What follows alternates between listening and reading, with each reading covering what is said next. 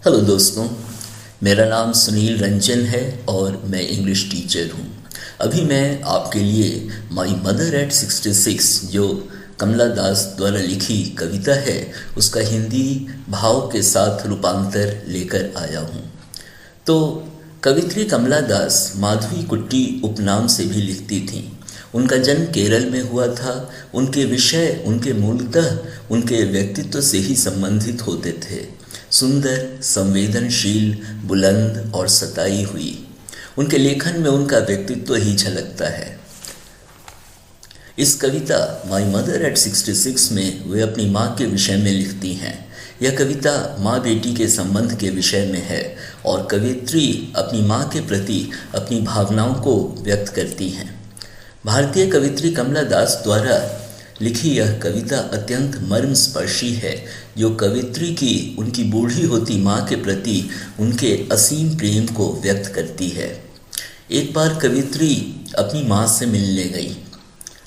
वे अपनी माँ के साथ हवाई अड्डे को लौट रही थीं, अपने घर कोचीन को जाने के लिए। उन्होंने अपनी माँ को कार में अपनी बगल में बैठे देखा। उनकी माँ ऊँघते हुए सो गई थीं। उनका चेहरा राख की तरह फीका दिख रहा था।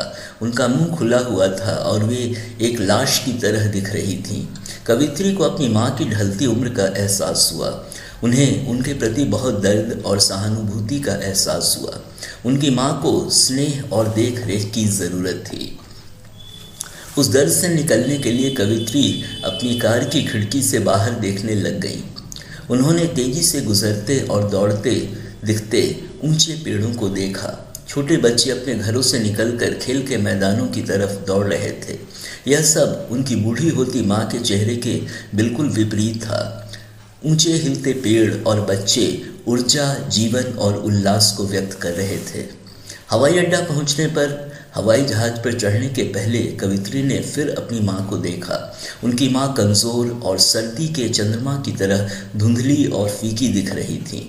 कवित्री को अपनी माँ के गुजर जाने का डर और दर्द महसूस हुआ। उन्हें अपना बचपन याद आया, जब उन्हें अपनी माँ के चले जाने का डर लगा रहता था। अपने बचपन में वे एक पल भी अपनी माँ के बिना नहीं रह सकती थीं। अब वे महसूस करती हैं कि उनकी माँ की मृत्यु हो सकती है और वे उन्हें हमेशा के लिए छोड़कर चली जाएंगी। अंत में जाते हुए वे मुस्कुराते हुए अपनी माँ को कहती हैं, जल्दी ही मिलूंगी अम्मा। तो दोस्तों, यहाँ पर यह अंक समाप्त होता है और यदि आपने मेरे चैनल को सब्सक्राइब किया है तो थैंक यू, और यदि आपने नहीं किया है और यदि आप सब्सक्राइब करेंगे तो मैं आपके लिए अच्छे वीडियो, अच्छे ज्ञानवर्धक वीडियो समय समय पर लेकर आता रहूँगा। Thank you.